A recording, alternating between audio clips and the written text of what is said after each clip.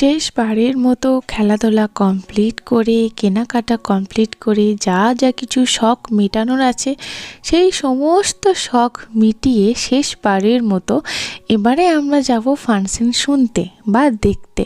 অনেক বড় বড় সেলিব্রিটিরা এসেছিলেন, তাদেরকে দেখার ইচ্ছা তো প্রবল ছিল, কিন্তু সেরকমভাবে মানে যিনি মেন সেলিব্রিটি এসেছিলেন তো তাকে আমার কপালে আর কি দেখা জোটেনি। কারণ ওই যে আমি মা, অতক্ষণ থাকলে তো হবে না খোলা আকাশের নিচে। তো চলো আর একবার দেখেই আসি যে কে এখন গান করছে, কারণ অনেকক্ষণ ধরে গান শুনতে পাচ্ছি। আর যিনি গান করছিলেন প্রথমে একজন মহিলা গান করছিলেন, উনি আবার ছিলেন ইউটিউবার খ্যাত। এত সুন্দর গানের গলা। আর এই 3 দিন ধরে যে সমস্ত প্রোগ্রামগুলো হচ্ছে তার মধ্যে আজকেই সব থেকে বেশি লোক এসেছিল। একেবারে পুরো যেন জায়গাটা গিজগিজ করছিল মানুষজনের মধ্যে। কারণ কালকে যেহেতু বিসর্জন, তো সেহেতু কালকে সকাল থেকেই সব কিছু শুরু হয়ে যাবে, তো আগের দিন থেকেই আর কি লোকজন চলে এসেছিল। এত সুন্দর ফাংশন হচ্ছিল, মানে এত সুন্দর। সেই আইগিরি নন্দিনী বলে একটা সে গানটা আছে না, ওই গানটা তো এমনিতেই এত সুন্দর। তারপরে আবার এখানেতে গাইছিলেন এবং ব্যাকগ্রাউন্ডে যে তোমার যে সমস্ত কিছু আর কি সিনারি বা যে সমস্ত টিভির মতো দেখা যাচ্ছে এলইডিতে, তো সেগুলো আরও বেশি আর কি জিনিসটাকে, বা লাইট রয়েছে সেই সমস্ত কিছুর মধ্যে জিনিসটাকে আরও বেশি আর কি খেলাচ্ছিল। মানে এত ভালো লাগছিল সব কিছু শুনতে দেখতে, ওখান থেকে আর কি উঠে আসতেই ইচ্ছে করছিল না। তো দূর থেকে দাঁড়িয়ে একবার ভালো করে ফাংশনটা শুনছিলাম আর মনোমুগ্ধ হয়ে গানটা শুনছিলাম, কারণ গানটা আমার এত ভালো লাগছিল। সকলকে জানাই অনেক অনেক ধন্যবাদ আমাদের অনুষ্ঠানে উপস্থিত থাকার জন্য, এবং সাথে ধন্যবাদ জানাই আজকের কালীমাতা নিরঞ্জন। আচ্ছা, আমাদের কি এটা ক্লাবের নাম? হ্যাঁ, ওটাও বলা যেতে পারে ম্যাম। আর এদিকে মেয়েকে নিয়ে দাঁড়িয়ে দাঁড়িয়ে তো গান তো শুনছিলাম, তারপর হঠাৎ দেখি তোমাদের দাদাভাই এসে আবার তোমাদের দাদাভাইয়ের সাথে আর একজন যে দাদাভাই রয়েছে, সম্পর্কে আমার দাদা হয়, মানে ভাসুর হয় আর কি। তো ওনার মেয়ে আছে আরশি, তো সেই অতসী আর আরশির বাবা উনি। তো উনি আবার অস্মিকে একটা বেলুন কিনে দিলেন, কারণ অস্মি তো আরই অন্তপ্রাণ, মানে আরশিকে আরই বলে, আর ওদিকে আরই হচ্ছে অস্মির অন্তপ্রাণ, কারণ ওরা একদম পিঠুপিঠি। তো ওই যে অস্মিকে একটা বেলুন কিনে দিল, সেটা নিয়ে তো অস্মি খুব খুব খুশি, কারণ অস্মি তো বেলুন তো খুব ভালোবাসে। তোমরা জানো ছোটো বাচ্চারা বেলুন রংচঙে এই সমস্ত জিনিস খুব পছন্দ করে। তো সেই সমস্ত বেলুন নিয়ে আবার ওর বাবা আর কি চলে গেল ওর যেখানে আর কি কাজে সবাই বন্ধু বান্ধবরা রয়েছে। আর এদিকে আমি অস্মিকে নিয়ে আবার দাঁড়িয়ে পড়লাম ফাংশন শুনতে। আবার একটা সুন্দর গান হচ্ছিল, সেটাই দাঁড়িয়ে দাঁড়িয়ে শুনছিলাম। তারপরে অস্মির এক দিদি এলো, এর কাছেই মানে বেশিরভাগ সময়টা অস্মি থাকে, মানে এনাদের বাড়িতে অস্মিকে দিয়ে এসে আমি সমস্ত কাজকর্ম করি। এতক্ষণ ধরে দাঁড়িয়ে দাঁড়িয়ে সমস্তটা দেখছিলাম, দেখতে দেখতে ভাবলাম যে কতক্ষণ আর দাঁড়িয়ে থাকবো, এই ঘাসের উপরই একটু বসে বসে ফাংশনটা দেখা যাক।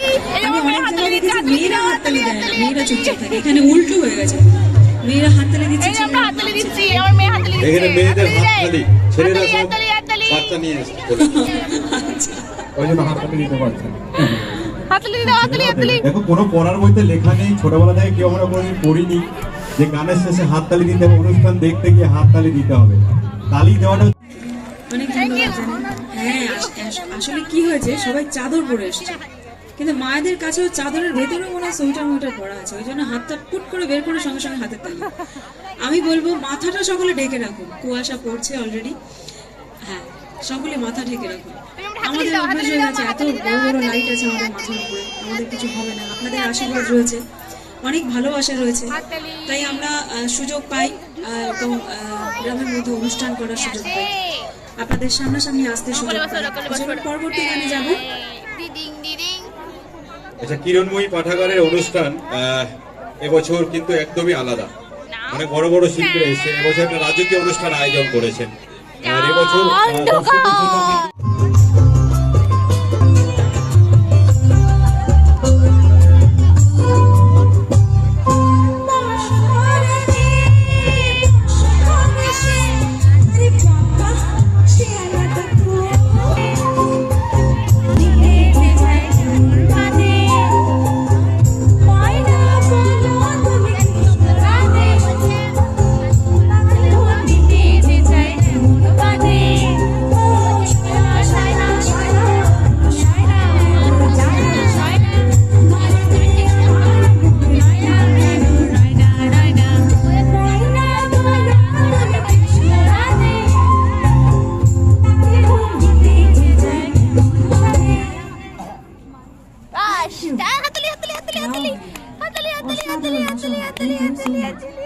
অসংখ্য গান এনার পর সারেগামাপা খ্যাত রাহুল দেব বর্মন এসেছিলেন, একজন বড় সেলিব্রিটি।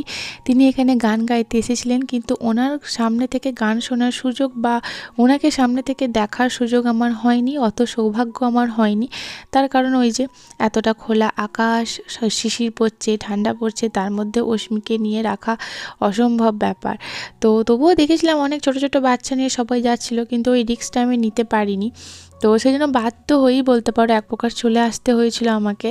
তবে বাড়ি ফিরে যখন আর কি ওনার গান শুনছিলাম, মানে বাড়ি থেকে আর শোনা যাচ্ছিল, তখন সত্যি নিজের প্রতি মানে খুব আফসোস হচ্ছিল যে ইস, শুনতে পারলাম না, ওনাকে সামনে থেকে দেখতে পারলাম না। তো বাড়ি ফেরার আগে শেষবারের মতো এই মেলা থেকে পাপড়ি চাট খেলাম। বাবাকে বললাম যে চলো শেষবার, আর তো এই মেলা দেখা যাবে না, এই মেলা আসবেও না, আবার সেই 12 বছর পর পাপড়ি চাট একটু খেয়েই যাই। আগের দিন একটা পাপড়ি চাট খেয়েছিলাম, কিন্তু সেই পাপড়ি চাটটা আমার পছন্দ হয়নি, কিন্তু এই পাপড়ি চাটটাও আমার পছন্দ হয়নি, কেন জানি না। পাপড়ি চাটগুলো একদমই ভালো বানাচ্ছিল না। তো যাওয়ার সময় মনে হলো যে একটা পাপড়ি চাট খাই, তো বাবা খাবে না বলছিল বলে একটাই নিলাম। তবু বাবাকে জোর করে একটুখানি একটা পাপড়ি খেলো, আর কি জোর করে দিলাম। আর এখানে অস্মিকে একটুখানি খাওয়ালাম, ম্যাক্সিমামটাই আমি খেলাম। এরপর এত কিছুর আবারও 12 বছরের অপেক্ষা। কেমন করে ঘুমিয়ে গেছে দেখি অস্মি? অস্মি ঘুমিয়ে গেছে? ওই হ্যাঁ, সত্যি করে তো অস্মি ঘুমিয়ে গেলে তো হাত নড়ে, পা নড়ে। এই তো হাত নড়ছে, পা নড়ছে, অস্মি ঘুমিয়ে গেছে। অস্মি সত্যি সত্যি ঘুমিয়ে গেছে। দেখো দেখো, অস্মির হাত নড়ছে, অস্মির পা নড়ছে। হ্যাঁ, হাত পা নড়ে নাই? তাহলে তো অস্মি ঘুমায় নাই। হাত পা নড়ছে, অস্মি ঘুমিয়ে গেছে। হে, আসতে না আসতেই টুপি খোলা হয়ে গেল, পায়ে মোজা খোলা হয়ে গেল। মাথায় টুপি, পায়ে মোজা, জুতো একদম অস্মি রাখতে পারে না। দুষ্টুমি দুষ্টুমি। আই ঢালা ভীষণ হয়েছে। আমি টানি না, আমি তোমাকে বলছি।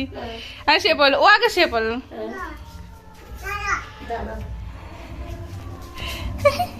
সব থেকে ওর আনন্দ, লোকজন চলে গেলে কেঁদে মরে যাবে। এই ঘুমিয়ে গেল তো, এই ঘুমিয়ে গেল তো। হাত পা নড়ছে, হ্যাঁ ঘুমিয়ে গেলে হাত পা নড়ে। ঠিক ঠিক ঠিক। Thank you, thank you, thank you. এবার যাও, চলে গেলাম। আমাকে তো তুমি দেখতে দিলে না, আমি তো আর কয়েকটা গান শুনে আসতাম, তুমি তো আমাকে গান শুনতে দিলে না।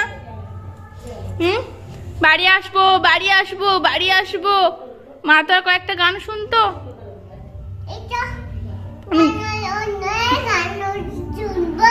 হ্যাঁ আমি গান শুনবো তো, আমাকে একটা গান করে শোনাও, তুমি গান গাও।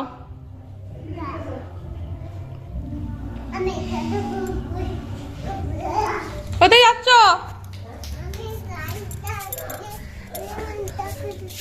না আমি ওই গান শুনবো না, আমি তোমার কাছে গান শুনবো, তুমি গান গাও। করো, কি হচ্ছে এমনি করে? এই কি হচ্ছে? একবার ময় ময় করে নাও, আর একবার ভালো করে, ভালো করে করো। বডিটাকে রেখেছো তো?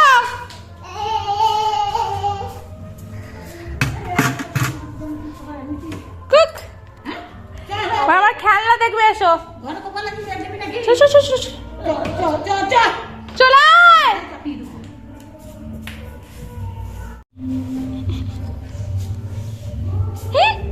ঘুমিয়ে গেছে আমাদের মেয়েটা, ঘুমিয়ে গেছে জানো তো। আর ঘুমিয়ে গেলে হাত পা নড়ে জানো তো। আমি কে বলে যে না মানে না না দিদি মাসি যতবার বলছে যে কে বল, আমি মালি, বলছে না দিদি।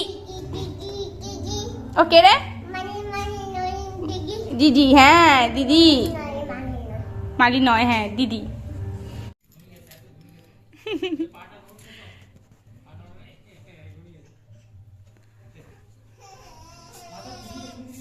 সব খুলে দিয়েছে।